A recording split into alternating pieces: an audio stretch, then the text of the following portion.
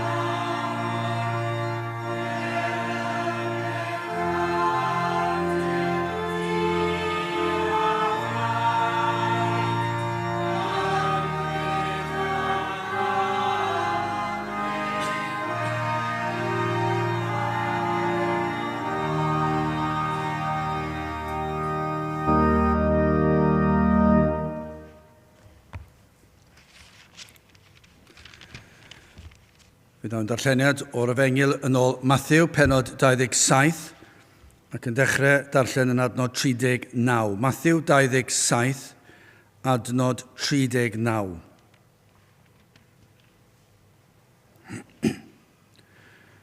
A rhai oedd yn myned heibio a'i cablasant ef gan ysgwyd ei pennau, a dywedyd ti yr hwn a ddinistri'r deml ac a'i hadeiladu mewn tridiau, gwared y hun, os ti yw mab Duw, disgyn oddi ar y groes.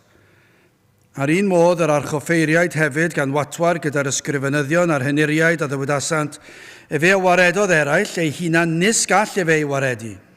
Os brenin Israel yw, disgyned yr awron oddi ar y groes ac ni a gredwn iddo. Ymddiriedodd yn yw, gwareded efe ef yr awron. Os efe a'i mynef, canis efe ddywedodd mab Duw ydwyf. Yr un peth hefyd a edliwiodd y lladron iddo yr rhai a groesoliasid gydag ef, ac o'r 6 awr y byd tywyllwch ar yr holl y ddeiar hyd y 9 awr. Ac ynghylch y 9 awr y llefodd yr Iesu a llef uchel gan ddywedyd, Eli, Eli, lamach sabachthani. Hynny yw, fy niw, paham am gydewaist. A rhai o'r sawl oedd yn sefyll yno pan glwsant a ddywydasant, mae hwn yn galw am Elias. Ac yn y fan, un ohonynt a redodd ac a gymyrth ysbwng ac a'i llanwodd o vinegar ac a'i rhoddodd ar gorsen ac a'i diododd ef. A'r lleill a ddywydasant, paid, y drychwn a ddaw Elias yw waredu ef. Bydd y bendith Duw ar iair sanctaidd ef. Gadewch ni nawr droi at ein harglwydd mewn gweddi. Diolch yn i ti o Dduw unwaith eto am y fraint o cael dod ger dy fron yn dod trwy enw, trwy heiddiannau dy fab a'n gwaredwr yr arglwydd Iesu Grist. Ac i ni yn diolch i ti am yr efengil sanctaidd, yn diolch am y newyddion da. Yn diolch bod yna gyfnod yn ystod y flwyddyn i ni yn gallu cofio y digwyddiadau rhyfeddol, digwyddiadau pwysica hanes y byd yma.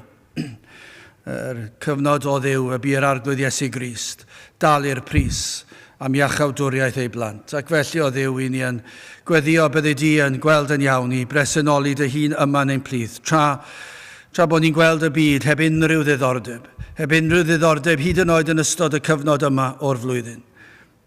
Dim diddordeb i droi at ti, ystyried yr hyn a wnaeth yr arglwydd Iesu Grist yn ein lle ni. Heb feddwl o gwbl am ei ddydd, heb feddwl o gwbl am ei ddioddefaint, heb feddwl o gwbl am y groes. Ac o Dduw i ni yn gweddio y daw dydd, y lle y cawn weld pobl yn dod i ddiolch i ti am yr efengil sanctaidd. Rho ffydd i ni i ddisgwyl dyddiau gwell. O Dduw i ni yn gweddio bydde di yn dod lawr yn erth yr ysbryd glân hyd yn oed yn ystod y prynhawn yma. Byddwn ni yn teimlod y bresenoldeb yma gyda ni wrth i ni geisio dy wyneb i ddyrchafu enw'r arglwydd Iesu Grist. Ond o Dduw, tyrd lawr i'n plith mewn fath ffordd ar draws ein gwlad ni. A pa bynnag gyflwr y mae yneidiau hyd yn oed nawr, wrth i ni ddechrau'n hoedfa, y bydd yr ysbryd ar waith, yn argyhoeddi o bechod, yn agor llygaid y deillion iddynt weld ei hangen am waredwr, ac i weld y pwysigrwydd, i ddod i geisio dy fab di a'n gwaredwr. O Dduw, tyrd, rho'r disgwyliadau hynny i ni. Maddau ni o Dduw i ni'n dod mor aml heb y disgwyliadau hynny. Ni'n falle'n gofyn i ti o Dduw i fendithio ac i bresynoli.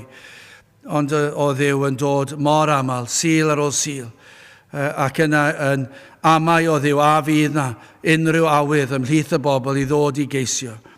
Ond o Dduw i ni yn gwybod hyn, yr wyt ti'n abal. Ac os yw yn unol at y wyllus di, y bydd na ddiwrnod yn dod, lle bydd na bobl yn tyrru i glywed dy air di. Ac o Dduw i ni yn gofyn i ti faddau ni nawr.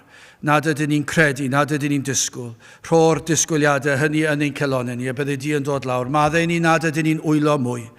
O Dduw, mae yn warth arnom ni fel dy blant. Nad yw'n celonau ni'n torri, wrth i ni weld cyflwr yr eglwys a chyflwr y wlad. Ac wrth i ni weld y byd yn mynd o dywyllwch i fwy o dywyllwch, ac yn mynd yn galetach. Ac o Dduw, dim ond ti sydd yn gallu trawsnewid hyn, rwy ti wedi gwneud o'r blaen, ac felly yn gofyn i ti wneud e unwaith eto. Tyrd ein plith, gweithio yn rymus yn ein plith, gweithio yma yn ein dinas ni, ni'n gweddio o Dduw y byd ysbryd yn dwy'n pobl at y ti trwy dy ras sydd yn anorchfygol.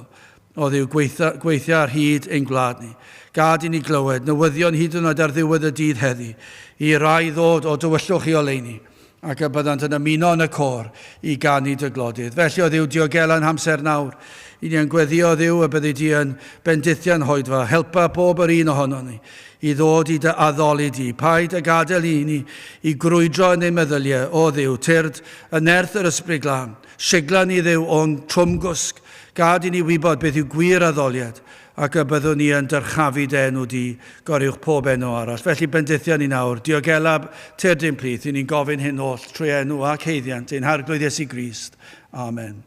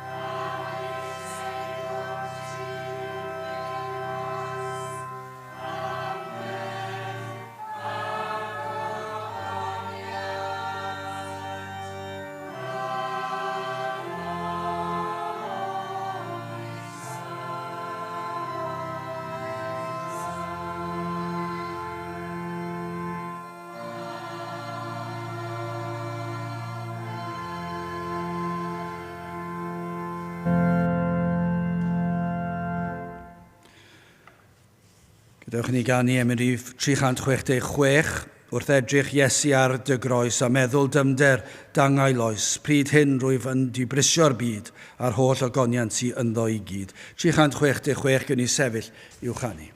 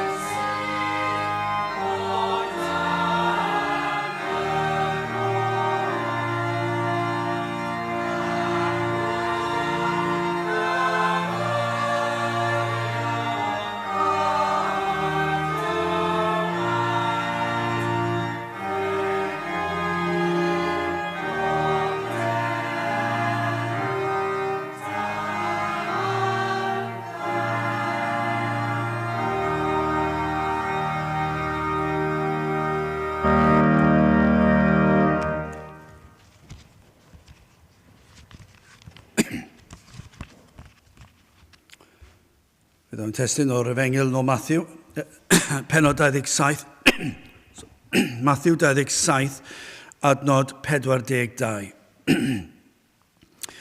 Fe waredodd eraill, ei hunanis gall fe ei waredu. Os brenin Israel yw, disgyned yr awr hon oddi ar y groes, a ni a gredwn iddo. Nawr, o'n blaen ni, does dim un hanes sydd yn fwy arwydd y cael, does dim un fwy pwysig. Does dim byd pwysicach yn yr Efengyl gyfan na'r hanes yma sydd o'n blaen ni. Y digwyddiad a gafodd ei drefnu cyn i'r byd cael ei lunio, mae hwnna yn ei hun yn ormod i ni i ddeall. Mae'n ormod i ni gallu deall llawnder yr holl beth o feddwl nad oedd dyn wedi pechu ar y pryd hynny. Ac eto, cyn i'r byd cael ei lunio, yr oedd y drindod yn gwybod am y cynllun i achub dyn. Mae hwnna yn ei hun yn peri i ni blygu lawr ac addoli a rhyfeddu. Y digwyddiad a gyhoeddwyd gan y proffwydi o'r cychwyn. Does dim byd fwy pwysig na'r hanes yma. O'r cychwyn un. Cyhoeddodd y proffwydi. Y modd y byddai Duw yn achub ei bobl o'i pechodau. Mae'r groes oedd y dill. Dyna'r unig dill. Doedd dim ffordd arall i ddelio â'r broblem yma sydd wedi dinistrio'r byd. A does dim cwestiwn fod y byd yma wedi dinistrio, wedi sbwylo'n llwyr. Trwy gydol hanes y byd. Dyna'r unig beth fyddwch chi'n siŵr o fod yn ffeindio, os fyddwch chi'n astudio hanes, siŵr o fod rhyfeloedd fydde'n dod lan fel y prif bwnc tybiwn ni. Ym mhob cyfnod, trwy gydol hanes y byd, o un gwlad yn ymladd yn erbyn gwlad arall. Os nad gwlad oedd llwyth yn erbyn llwyth arall, yn ymladd ac yn dwyn ac am cael ei dyrchafu goriwch unrhyw un arall. Dyna yw hanes y byd. A mae pechod wedi achosi hyn. Ond cyn i'r byd cael ei lunio ac i ni'n gweld o'r cychwyn, dyma oedd y cynllun. Does dim newid mewn cynllun. Nid yw Duw wedi meddwl, wel, dyw pethau ddim yn mynd yn dda, felly newn ni newid y cynllun i rhywbeth arall i helpu dyn. Na, dyma gafodd ei drefnu cyn i'r byd cael ei greu, i gael ei lunio. Ac reit ar y cychwyn yn Genesis 35, adnod cyfarwydd iawn i lawer, gelyniaeth hefyd a sodof rhwng o ti a'r wraig, a rhwng dy had i a'i had hithau, efe a sigad y ben di, a thithau a sigi i sawdlef. Nawr, mae'n anodd i ddeall ar y darlleniad cyntaf be mae hwnna'n golygu, ond be mae'n golygu yw hyn. Fe fydd yr arglwydd Iesu Grist yn sefyll ar y sarf ar yr un drwg. Fe fydd yn concro'r un drwg. Fe fydd yn delio ar un sydd wedi dod â phechod i'r byd. Fydd yn talu'r pris. Fydd yn dod ar teyrnasiad yr un drwg i ben. Ond wrth wneud hynny, bydde fe'n brifo i sawdl ei hun. Bydde fe'n cael ei frifo ei hun. Bydde fe'n dioddef ei hun. Na, mae hwnna reit ar ddechrau'r Beibl. Felly mae e mor bwysig. Na, dyma yw ein pwnc ni bob ddydd Sul. Fydde dda unrhyw eglwys sydd yn honni fod yn Gristnogol fod yn pregethu'r Efengyl bob Sul. Rhywbryd, bob Sul. Ac mae'n hyfryd pan ni'n cael achlasuron ychwanegol i gallu canolbwyntio hyd yn oed fwy. Ond yn yr adroddiad sydd o'n blaen ni, i ni'n gweld hanes llawn o'r digwyddiad yma, yr un pwysicaf oll. Llawn cymeriadau. Ac eto un prif gymeriad sydd yna, mab Duw yr arglwydd Iesu Grist. Fe yw'r prif gymeriad sydd yn mynd trwy'r holl hanes. Ond mae yna gymeriadau, mae yna wersi, sy'n amser yn ei edrych yn nhw trwyddo i gyd. Ond yn y benod, i ni'n darllen am Seimon o Cyrena gariodd croes yr arglwydd Iesu Grist. Mae hwnna'n hanes ydi hunan yn anhygol. Yna, i ni'n darllen am y milwyr ffyrnig yma, rai creulon. Allwch chi ddychmygu'r peth? Allwch chi ddychmygu milwyr heddi? Yr iaith bydde pethau chi'n mynd i'w stafelloedd gwely nhw. Ar ôl iddyn nhw ymarfer ar y maes, efallai'n rhedeg lan y lawr rhyw gau a mynd trwy bylle o ddŵr fwdlyd a dringo'r rhaffau a gorwedd ar y llawr gyda gwn ac yna'n dod mewn ar ôl, cael cawod a dechrau siarad. Allai ddychmygu y geiriau byddai'n cael ei ddefnyddio yno. Does dim byd i newid. Mi roedd y milwyr yma yn rhai ffyrnig. Ac yr oedden nhw'n greulon. Ac yn hoffi gweld dioddef. A bydden nhw wedi cablu ar hegi. A hyn i gyd yr arglwydd Iesu Grist. Mae hwnna yn yr hanes yma. A nesaf ni'n darllen am y cymeriadau. Ddigwyddodd mynd heibio croes Iesu Grist. Ac iddyn nhw ysgwyd eu pennau mewn dirmig. Ac yna'r hanes ofnadw sydd o'n blaen yn ei pnawn yma. Yr hanes o arweinwyr crefyddol Iddewig. A'r erchylltra beth o'n nhw'n dweud am yr Iesu. Ac yna, mae hwn yn ofnadw yn diwe. Iddyn nhw osod yr Iesu rhwng lladron, llofruddion, a gosod yr Iesu fel drwy gweithredwr. A fe wnaeth hyn, fe ddioddefodd hyn oll mwyn ni. Dyma oedd y tref. Dyma oedd y cynllun. Felly dyna rhywbeth o gyd-destun. Wrth gwrs, allech chi treulio blynyddoedd yn mynd trwy bob un rhan o'r hanes. Ond yn gyntaf, hoffwn ni edrych ar yr adnodau'r testun. Ac yn gyntaf edrych ar y groes, yn ail, hoffwn ni edrych ar y gwawdio, ac yn olaf yn drydydd y gwrthod. Felly y groes, y gwawdio, y gwrthod. Gael ofyn i chi cyn dechrau, hyd yn oed yr rhai sy'n proffesu bod nhw'n Gristnogion, achos dwi yn dod yn fwy sicr o hyn. Mae e mor frawychus yn yr oes yma. A fi'n gwybod dweud yma'n boblogaidd, achos y peth poblogaidd i ddweud, fi'n siŵr bod ni'n cael mwy o'r gynulleidfa beth awn ni'n dweud hyn, cyn belled bod chi wedi gwneud proffes, mae popeth yn iawn. Cyn belled bod chi'n dod i'r oedfa, mae popeth yn iawn. Cyn belled bod chi, symrach chi'n dod i'r oedfa, os ych chi'n dod unwaith falle, neu falle unwaith y mis, mae popeth yn iawn. Cyn belled bod chi'n dweud bod chi'n caru'r Iesu, mae popeth yn iawn. Ond gai ofyn hyn, a ydych chi wedi deall arwyddocad y digwyddiad sydd o'n blaen ni'r groes, hanes y groes?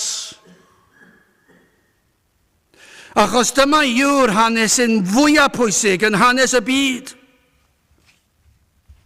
Dyma'r digwyddiad fwyaf arwyddocaol sydd mor bwysig i bob un sydd wedi geni yn y byd i ddeall.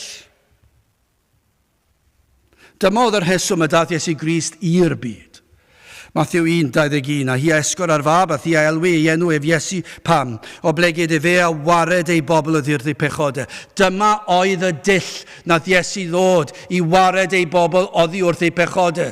Dyma sydd mor bwysig, mae e mor bwysig bod ni'n deall hanes y groes. Ond dwi ddim yn siŵr bellach faint sydd yn deall hyn. Mae rhaid i ni holi'n hunan.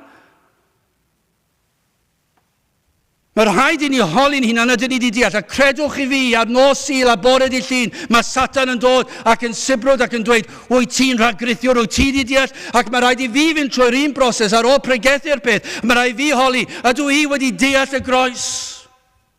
Achos os nad ydw i wedi deall y groes yn ddigonol, yna dwi ddim yn gadwedig. Dyma beth sy'n mor bwysig. Dydyn ni'n mynd gofyn i chi, ydych chi'n gallu rhoi traethawd diwynyddol ar y peth. Ni wedi gofyn, ydych chi wedi deall y prif egwyddorion y groes. Achos y dystiolaeth sydd i'w weld yn yr eglwysi yw does fawr neb wedi deall y groes.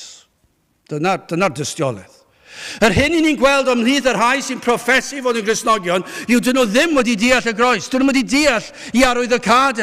Dyn nhw ddim wedi siglo nhw. Dyn nhw ddim wedi hysgwyd nhw. Dyn nhw ddim wedi cyflyru nhw i ddweud, o Dduw, diolch i ti fod Iesu Grist wedi marw ar y groes. Tybiwn ni fod yna lawer iawn ar fi'n camu golledigaeth tragwyddol sydd yn proffesu bod nhw'n caru'r Iesu. Dyw fod yn grefyddol ddim yn ddigon da. Dyw bod yn efengylau ddim yn ddigon da. Mae'r rhaid i ni i ddeall y groes.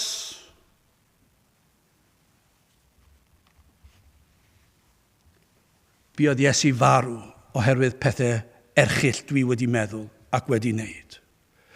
Buodd Iesu farw oherwydd ges i fy ngeni yn bechadur. Dyna pam bu Iesu farw. A dim ond un ffordd oedd yna iddo fynd i'r groes. Dyna oedd y ffordd y trefnwyd cyn i'r byd cael ei greu. 1 Corinthiaid 15:3.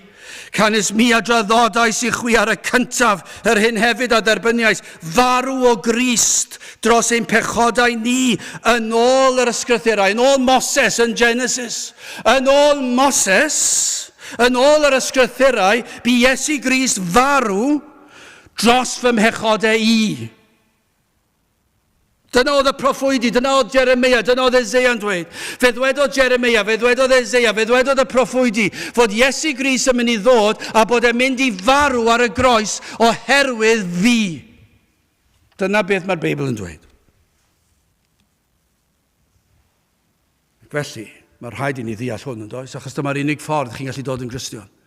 Chi ddim yn gallu dod yn Gristion trwy ddweud bod chi'n berson da, crefyddol, moesol, efengylaidd.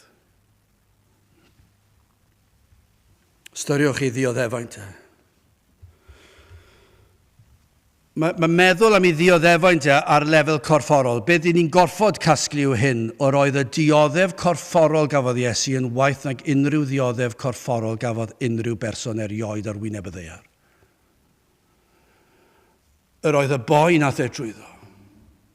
Yr erchylltra nath e drwyddo. Ar y lefel corfforol ac hyn yn wirfoddol fy mwyn i. Yr oedd e'n barod, ond oedd e wedi dioddef blinder erchyll, gafodd e ddim cwsg o noson cynt. Ond yna, yn mynd a dod o Gethsemane at y cyngor Iddewig, ac yna at Peilat a chael ei gondemnio'n anghyfiawn, ac yna fflangelli, dwi ddim un oed eisiau meddwl be mae fflangelli yn ei gynnwys, y chwipio di drigaredd yma. Pan i chi meddwl mae chwipio yma, ar esgyn bach miniog yn ar y cefn, yn rhwygo'r cnawd oddi ar ei gefn, Ac yna i giro a gwialen. Mae hwn yn erchyll yn diwedd rhwygo i ddillad oddi arno.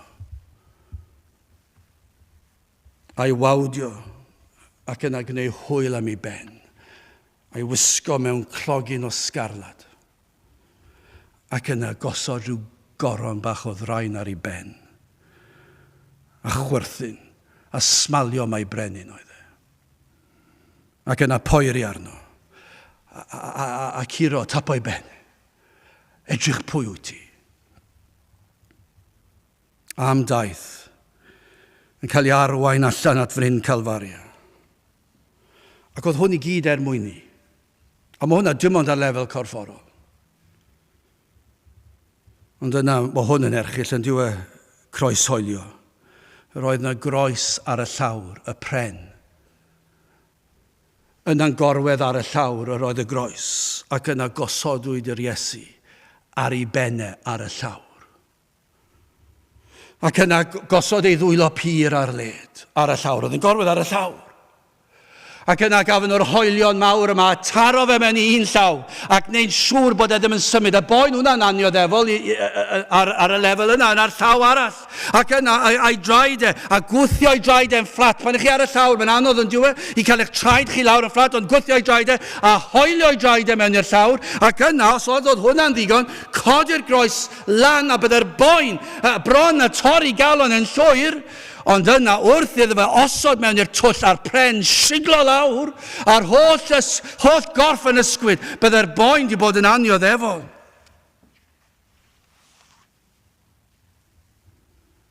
Yno roedd y gwaredwr y byd, a lladron ar bob ochr iddo, yn ei wawdio.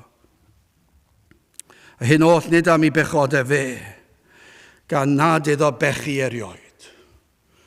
Ond roedd e'n wirfoddol yn dioddef hwn. Ond o'i amgylch roedd pobl yn ei gysau mi fydde pwerau tanllyd, dieflig yno. Mi fydde yna wyrgylch am le. Am fy meiau i dioddefodd Iesu yn or y groes. Ond mae hwnna gyd dwi'n mynd yn gorfforol. Ond bydde hwnna wedi bod yn erchyll, ond oedd yn fodlon dioddef yna, ond dychmygwch beth oedd y fel. I ni ddim yn gallu deall hwn. Ond yna yw dad troi i gefn arno. A mae meddwl am uffern am un person, mae'n anodd yn diwedd, mae e wir yn anodd. Petawn ni'n deall rhywbeth mwy am uffern, dwi'n credu byddai'n bywydau ni'n trawsnewid. Petawn ni'n deall beth yw dim ond am achubiaeth fy enaid i o uffern. Mi fydda fe yn ysgwyd ni gymaint. Ond dioddefodd Iesu y gosb am uffern ni holl blant. Pob un o'i blant. Ac yno ar y groes, ar ôl y blinder a'r siomedigaethau, a gweld yr rhai oedd yn agos yn ei adael a troi cefn arno. Yr holl boen yna, ac yna'r boen corfforol, a'r blinder yn mynd at y groes, a yna'r boen corfforol ar y groes, ac yna'r awyrgylch dieflig o'i amgylch, ac yna ei dad nefol yn troi cefn arno, ac yna fe ddioddefodd cosbedig trygwyddol ei holl blant. Na mae hwn mor bwysig, achos yna ar y groes, cosbwyd Iesu Grist yn llwyr am fy meiau i. 1:42 adnod 22. Yr hwn ni wnaeth bechod ac ni chai twyll yn ei enau. Nath e ddim pechu. 1:43 o blegyd Cris hefyd unwaith o ddioddefo dros bechodau, y cyfiawn dros yr anghyfiawn, fel y dygau ni at Dduw wedi ei farwolaethu yn y cnawd, eithyr ei fywhau yn yr ysbryd. Dioddefo dros fy mhechodau i. 2 Corinthiaid 5:21. Canis yr hwn nid adnabu bechod. A wnaeth e fe yn bechod drosom ni, fel yn gwnelid ni yn gyfiawnder Duw ynddo ef. Yno ar y groes. Yr oen dinam, yr aberth perffaith, yr un ni bechod erioed, ac yna gosodwyd ar yr Iesu ar y groes ein pechodau ni, ac mae tad yn cosbi Iesu Grist am fy mhechod i. Nid am ei bechod e fe, ond mae'n cael ei gyfrif arno fe fel petai e wedi, ond dwi ddim wedi pechu, mae e'n berffaith, ond mae e yno ar y groes yn dioddef am fy mhechod e fi. A wnaeth e fe yn bechod drosom ni. Dyna yw'r ddysgeidiaeth. Eseia 53 adnod 5-6. Ond e fe a orchollwyd am ein cymweddau ni. E fe a ddryllwyd am ein hanwireddau ni. Cosbedigaeth ein heddwch ni oedd arno ef. A thrwy ei gleisiau ef yr iechawyd ni. Na ni oll a grwydrasom fel defaid. Troesom bawb i ffordd ei hun a'r arglwydd. A roddes arno ef ein hanwireddau. Ein hanwired ni i gyd. Mae e'n ddigon clir yn dweud. Mae'r Iesu yn cymryd fy mhechodau fi. Mae J.C. Ryle yn dweud am yr adnodau yma. Neu mae'n gofyn cwestiwn, sawl cwestiwn, fel hyn. A gafodd yr Iesu ei fflangellu. Ac yna mae'n dweud, wel, trwy ei gleisiau yr iachawdd ni. Pan gafodd ei chwipio, pan gafodd ei giro, pan trodd ei dad arno, trwy ei gleisiau yr iachawyd ni. A condemniwyd yr Iesu ei fod yn ddi-eog. Ac yna mae'n dweud, ni oedd yn eog, ond dioddefodd hyn mwyn i ni gael ein rhyddhau. Ni oedd yr rhai eog, ond Iesu Grist oedd y di-eog, ond mae e'n cael ei gosbi fel petai yn eog mwyn fy rhyddhau i. Dyna yw'r gwirth y groes. Dyma oedd y ffordd i fy rhyddhau i. A wisgodd Iesu y goron o ddrain, ac yma J.C. Ryle yn ymlaen dweud, fe wnaeth e hyn mwyn i ni gael gwisgo coron o ogoniant. Yr unig ffordd i ni'n gallu gwisgo coron o ogoniant oedd i'r Iesu gwisgo coron o ddrain. A thynwyd ei ddillad oddi arno. Be mae J.C. Ryle yn dweud? O, fe wnaeth e hyn mwyn i ni cael ein gorchuddio a chlogin ei gyfiawnder ef. Dyna rhyfeddod y groes. Wir fe tynwyd y dillad oddi ar ei gefnau. Ond fe ddioddefodd e hynny mwyn i fi cael perffeithrwydd Crist fel clogin. Dyna'r efengyl. A chyfrifwyd yr Iesu fel drwy gweithredwr, fel pechadur. Wel, mae J.C. Ryle yn ymlaen yn dweud hyn. Fe wnaeth e hyn mwyn ein cyfrif ni yn ddi-eog. A heriwyd ni all achub ei hun. Fi ddioddefodd gwawd yma mwyn achub eraill. Gallai wedi tynnu hynna lawr o groes. Ond nath o ddim pam, achos dyma oedd yr unig ffordd, oedd rhaid i Iesu dalu'r pris, mwyn achub eraill. Felly ni achubodd ei hun, y gwawdio.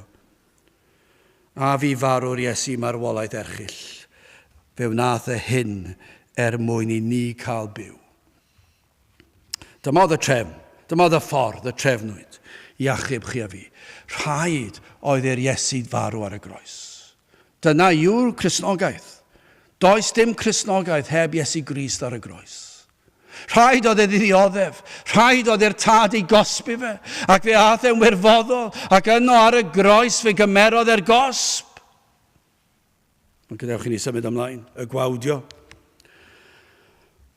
Pan i chi meddwl am erchylltra hwnna i gyd, ac yna adnod 39 a 40. A rhai oedd y myned heibio, a'i cablasant ef, gan ysgwyd ei pennau, a dywedyd, ti yr hwn a ddinistrir deml, ac a'i hadeiledi mewn tridiau, gwared y hun, os ti yw mab Duw, disgyn oddi ar y groes.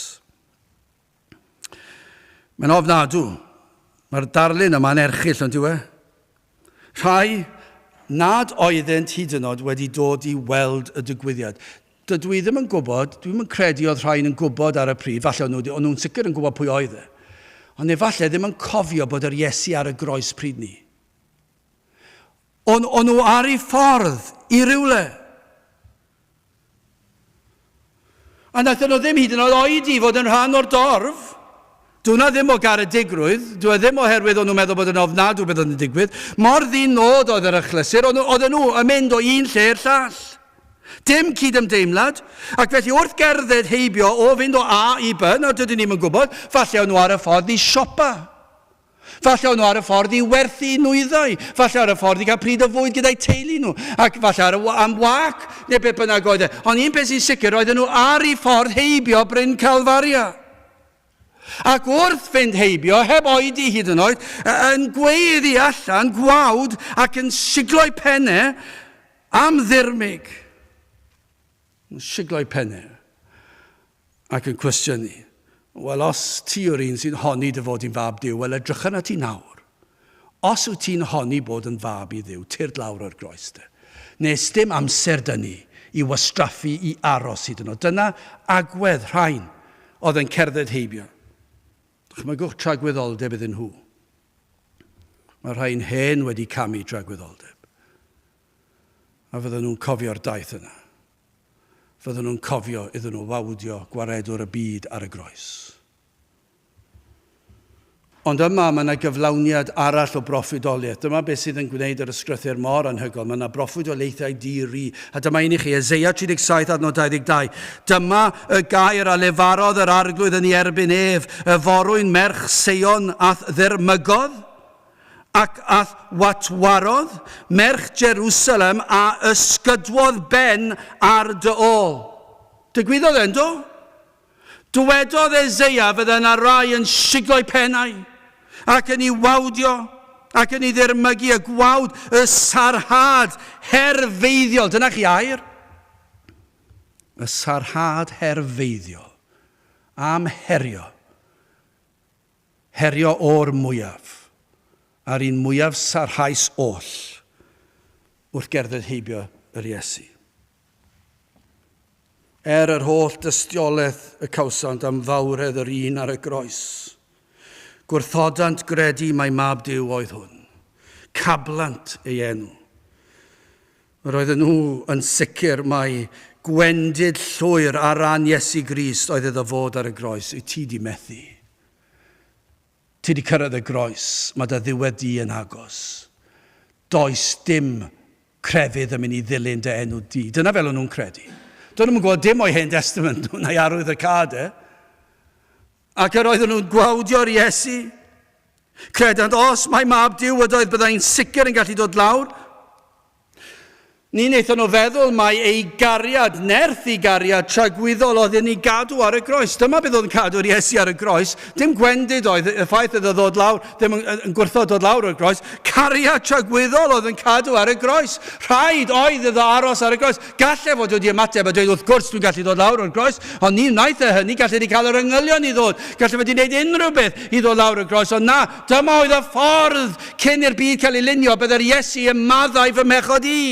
Ac felly cariad tragwyddol diwdod oedd hwn. Nid gwendid, ond nerth yr holl alluog oedd yn cadw'r Iesu ar y groes. Nawr, os oedd ymateb rhain oedd yn cerdded heibio yn erchyll, mae'r adnodau nesaf yn waith. Adnod 41, ar un modd yr archoffeiriaid hefyd gan watwar, gyda'r ysgrifenyddion a'r heniriaid a ddywedasant fe a waredodd eraill ei hunan nis gall fe ei waredu os brenin Israel yw, disgyned yr awr hon oddi ar y groes ac ni agredwn iddo. Ymddiriedodd yn niw, gwareded fe yr awr hon. Os fe ei mynif, cynnes fe ddwedodd mab Duw y dwyf. Os yw Duw eisiau ti, fydd yn dod â ti lawr o'r groes. Do'n nhw'n mynd i deall y groes na. Yr arweinwyr crefyddol, yr rhai oedd mor gyfarwydd â geiriau Eseia, a Moses, a Jeremia, a'r Salmydd. Roedden nhw mor gyfarwydd, bydden nhw wedi gallu adrodd geiriau, heb ddarllen, heb edrych ar y copi. Fydden nhw wedi gallu dweud beth oedd Eseia wedi dweud. A'r haen oedd yn edrych ar yr Iesu, ac yn dweud y geiriau mawrth o fe, os wyt ti yn fab i Dduw, tyrd lawr. Roedden nhw mor llawen fod eu prif gelyn nhw o'r diwedd ar y groes. Gymaint felly, iddyn nhw golli pob urddas yn ei gwawdio, yn ymuno ar dorf oedd yn cerdded heibio. O leia, allwch chi ddweud hyn, edrychodd y sawlaeth heibio ar yr Iesu a'i gyfarch ond yr oedd yr arweinwyr crefyddol yn dweud y pethau hyn wrth ei gilydd. Dim hyd yn oed wrth edrych ar yr Iesu. Maen nhw'n cydnabod iddo achub yn y gorffennol a iachau eraill, ond credant mae nerth yr un drwg oedd hwn.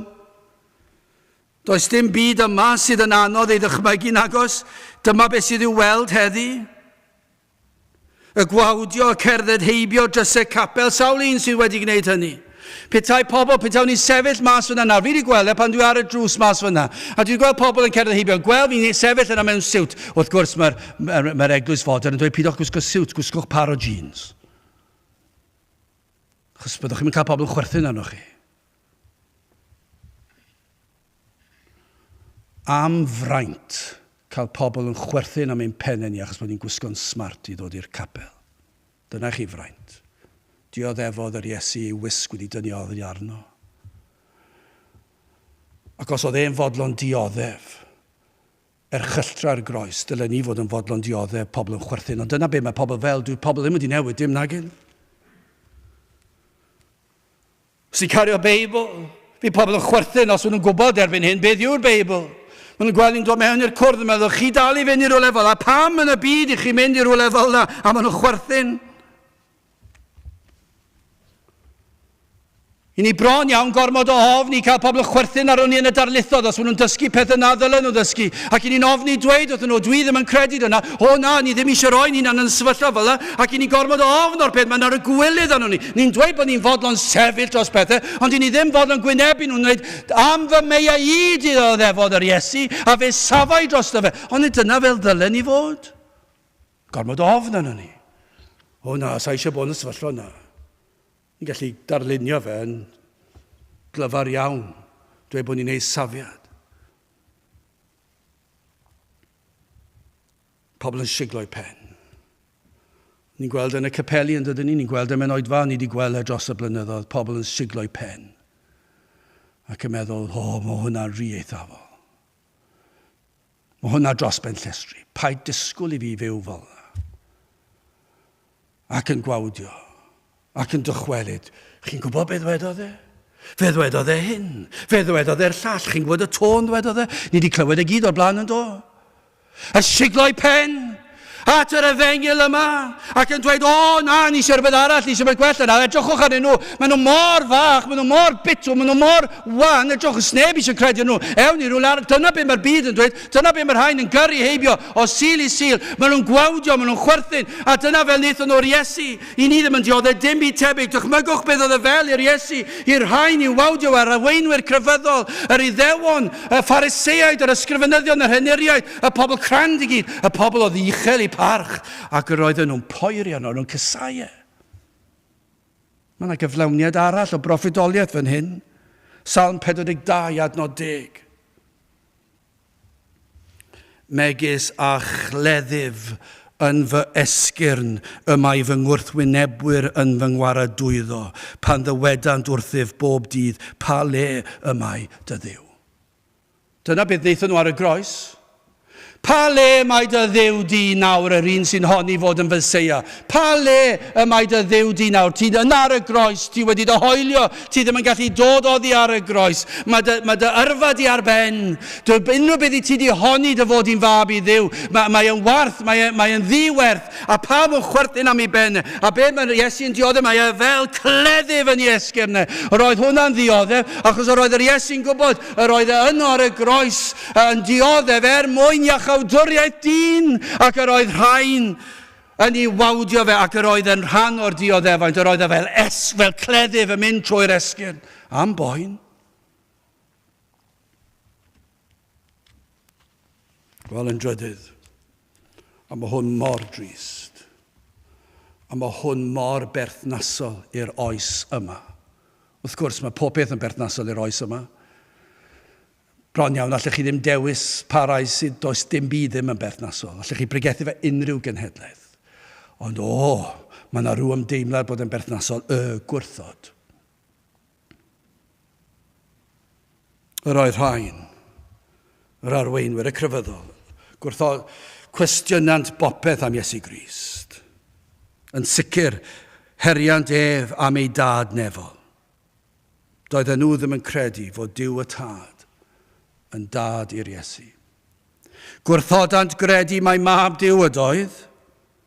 Does dim dealltwriaeth o gwbl yma. Hynny yw, does dim awydd deall chwaith. Does dim ystyriaeth o air Duw i'w broffwydi. Anwybyddant ei holl gariad a thrigaredd a nerth yn iachau y cleifion o bob madd. Yr oedd gymaint o dystiolaeth. Mae hwn oedd mab Duw. Hwn oedd y Meseia. Yr oedd yn llawn cariad. Yr oedd y gwirthiau. Yr oedd y cyfan a nath yr Iesu'n pwyntio at pwy oedd e. Ond dyma beth sy'n erchill. Dyma beth sy'n mor berthnasol. Am ofnadw oedd ei her iddynt ddod a thelerau ei hunan i gredu pwy ydoedd. Dwedon nhw nawrten, os ti eisiau ni gredu, gwna hyn. Adnod 42. E fe a waredodd eraill, ei hunan, nes galle fe ei waredu. A dyma ni, os brenin Israel yw, dysgyned ar awr on oddi ar y groes, ac ni a gredwn iddo. Tyrd lawr o'r groes, ystyriwch hyn, dweud wrth fab Duw, fe newn ni gredu dy honiadau di, os ddoi di lawr o'r groes. Fe ddown ni'n Gristnogion, os tyrd di lawr o'r groes. Os wneud i ryddhau dy hun o'r groes, fe newn ni gredu'r efengil. Ydych chi credu'r beth? Yr oedd yr Iesu yn barod wedi profi drwy ei fywyd e, trwy ei weinidogaeth e, trwy ei wirthiau fe pwy oedd e, a phanerth y gweithiodd, ond yr oedd e hefyd wedi dweud, oedd wedi dweud hyn bydde yn atgyfodi ar y trydydd dydd. Felly mae wedi dweud, ar ôl i fi cael fel lladd, fy nghroesoelio, fe fyddai yn dychwelyd yn fyw ar ôl tridiau. Byddai'n dod yn ôl yn fyw. A bydde hyn yn ategu unwaith eto i nerth a'i fuddigoliaeth. Ond beth i ni'n gweld fan hyn, yw fod rhain yn dweud, os deud i lawr, newn ni gredu. Wrth gwrs, celwydd yw hwnna.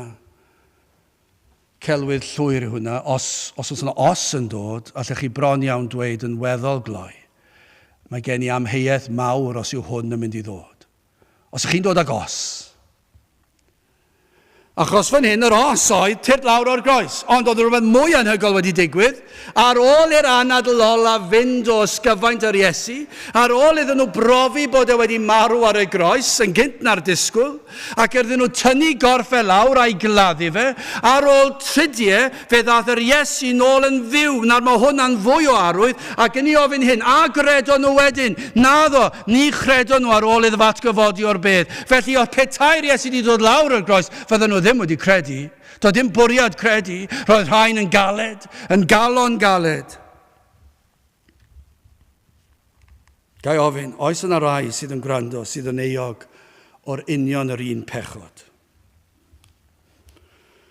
Eich bod yn dod a thelerau i Dduw. Mae yna rhai yn does. Y gnewch chi gredu, fe ddoi'n Gristion, os mae'n drasiedi yn dweud. Fe ddoi'n Gristion, a gallai'r os yma amrywio o berson i berson, efallai fydd yna rhai, yr os fydd hyn, os cewch chi weld rhyw wirthiau mawr o flaen eich llyged, dyna be fydd yna rai yn dweud, fydd yna rai yn dweud hyn, os gai wella o'r afiechyd yma, fe ddoi'n Gristion, os mewn ar fi'n cael damwain car efallai, ac yn gweld y digwyddiad o'ch blaen chi, fel bethau popeth yn yr afi lawr, a chi'n gwybod, o fewn eiliadau, bod tragwyddoldeb o'ch blaen, falle bod yna rai di dweud, os neud i achub fi o'r damwain yma, fe ddoi'n Gristion, a ni'n gwybod dwi ddim yn digwydd. Sym llawer, ta beth, dwi ddim yn gwybod am rai, falle bod ambell un, ond gan amla, maen nhw'n dod ar ryw delerau, fe ddoi'n Gristion os. rhai yn dweud, fe ddoi'n Gristion os gael fywyd hawdd. Fe rhai'n dweud, fe ddoi'n Gristion, ond sa'n mynd i sefyll gyda chi, achos os dwi'n mynd i wneud proffes gyda chi, chi'n colli ffrindiau, chi'n colli poblogrwydd, chi'n byw bywyd reit unig. Ond os fydd yn golygu fedrai ddod yn Gristion a cael poblogrwydd a ffrindiau, fe ddoi. Fe ddoi'r capel os fydd yna bobl ifanc yna. Fe ddoi'r capel os yw bobl foedran ni yna. Fe ddoi'r capel os yna lot o bobl yna. Fe ddoi, mae popeth yn iawn. Os gai hwnna, fe fyddai'n sefyll gyda chi trwy pob math o bryderon. O na, dwi'n ddim yn wir. Achos os yw'r gair os yna, yna allwn ni ddweud hyn i chi ar eich ffordd i dragwyddoldeb heb Grist, does dim hawl da chi ddweud os. Peidiwch chi a dod a thelerau gerbron Duw. Peidiwch chi a ddweud os i chi fel hyn, os i chi fel llall. Gyda'r efengil does dim os. Mae yna lawer ond nhw nhw'n fodlon ystyried yr efengil os na fi na erledigaeth, os na fi na unigrwydd, dydw i ddim yn fodlon cyfri'r gost. Dwi ddim yn licio'ch efengil chi. Dwi eisiau efengil ysgafnach. Dwi eisiau efengil sy'n gadael i fi dorri'r sabath. Dwi eisiau efengil sydd yn gadael i fi mwynhau peint neu ddau ar nos Wener. Dwi eisiau'r efengil sy'n caniatáu fi fod yn anfoesol os dwi eisiau. Dwi eisiau efengil sydd yn caniatáu i fi, peidio goffo mynd i cwrdd gweddi a dyrchafu fy hun a cael bywyd fel dwi eisiau. Dwi eisiau efengil, felly dwi ddim eisiau bod yn rhi-strict ar fy mywyd i. Dwi eisiau efengil, a chi'n mynd ymlaen, i chi'n clywed mae mor berthnasol yn diwe'r oes yma.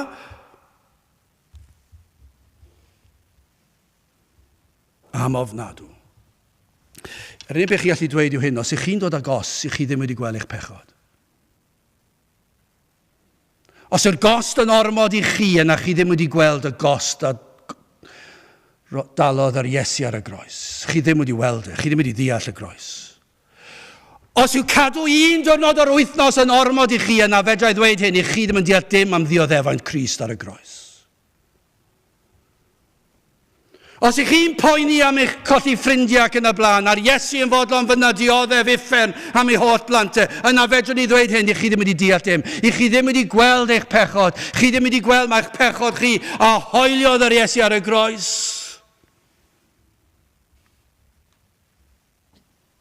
Does dim os. Dychmygwch arweinwyr crefyddol. Os brenin Israel yw, disgyned yr awron oddi ar y groes ac ni a gredwn iddo. Fe fydden nhw'n atebol am y fath eiriau. A fydd hwnna'n rhan o uffern tragwyddol iddyn nhw. Ac am oes i ni'n byw ynddo. Pobl yn meddwl bod nhw'n gallu chwarae gyda'r efengil. Does dim chwarae gyda'r efengil. Mae'r efengil, mae'r groes yn golygu popeth. A pan trwy ras Duw y mae enaid wedi gweld i bechod, ac wedi gweld i'r Iesu ddioddef y fath ddioddefaint yn fy lle fi, yna'r hyn yw ein rhesymol wasanaeth, yw un i rhoi ein bywydau yn aberbyw. Ni'n gallu dod yn agos i ddweud diolch i'r Iesu am yr efengil sanctaidd. Ni'n gallu dod yn agos iddo fe. Ond o leia bod yna awydd yna. Diolch i ti yr holl alluog Dduw am yr efengil sanctaidd. Halleluia. Amen. Ond ni dyna beth fydd diolch pan fyddwn ni'n gweld pan mae'r ysbryd glân ar waith. Pan mae'r ysbryd glân yn dod ac yn agor llygaid enaid ac yn gweld, iddyn nhw'n gweld i pechod ac yna be mae'r ysbryd glân yn neud. Dwi'n yn gadael ni fyna. Mae'n dod â ni at droed y groes a mae'n dangos i ni yr arglwydd Iesu Grist a mae'n dangos iddyn ni ddwylo pur ar led. Mae'n dangos i ni ei ddioddefaint yn fy lle fi ac o'r diwedd ni'n gallu dweud ai am fy meiau i dioddefodd Iesu ar y groes yn fy lle fi a'r eiliad mae hwnna'n dod ac ni'n cyffesu'n pechod. Ac yn dweud, bydd graslon i mi maddau i'r cyfan.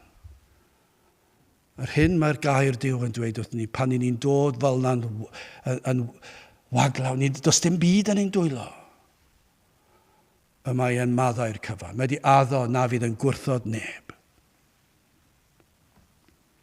Byddwch chi, rhai sy'n gwrando, a fydd na rywun efallai yn dod at droed y groes heddi. a rhyfeddu at gariad Crist yn aros ar y groes. Ac yn marw yn ein lle. Ac yn tywall ei waed mwyn i fi cael fy ngolchi'n wynach na'r eira. Dyna be nath e. Llifodd y gwaed mwyn i fi cael bod yn lan. Mwyn i'r brwnt gael bod yn lan ac yn wyn ac yn bir.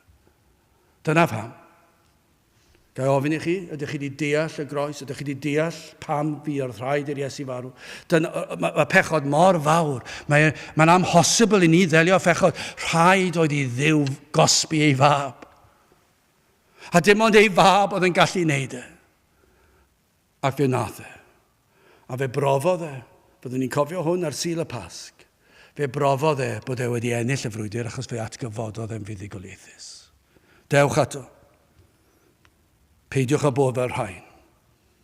Peidiwch a gofyn y cwestiwn os brenin Israel yw. Disgyned ar awr ond oddi ar y groes ac ni a gredwn iddo.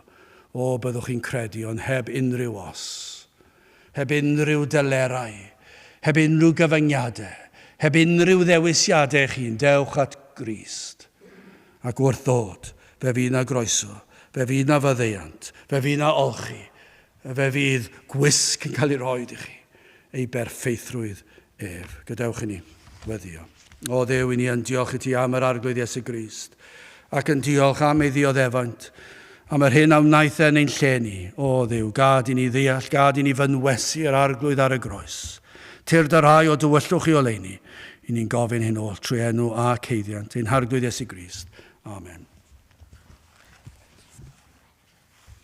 Wel, gadewch ni orffen trwy'r ganir emyn honno 360 ai am fy meiau i dioddefodd Iesu mawr, pan ddaeth yng ngrym ei gariad ef o entrych nef i lawr. 360, gen i sefyll i'w chanu.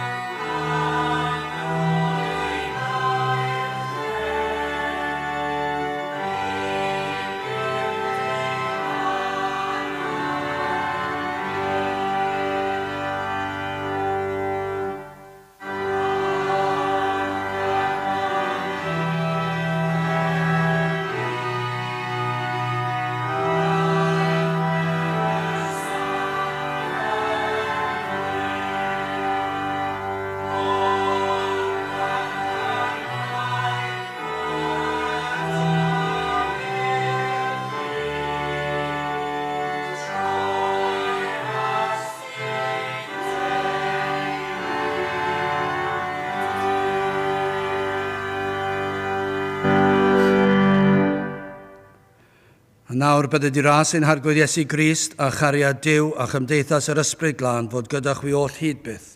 Amen.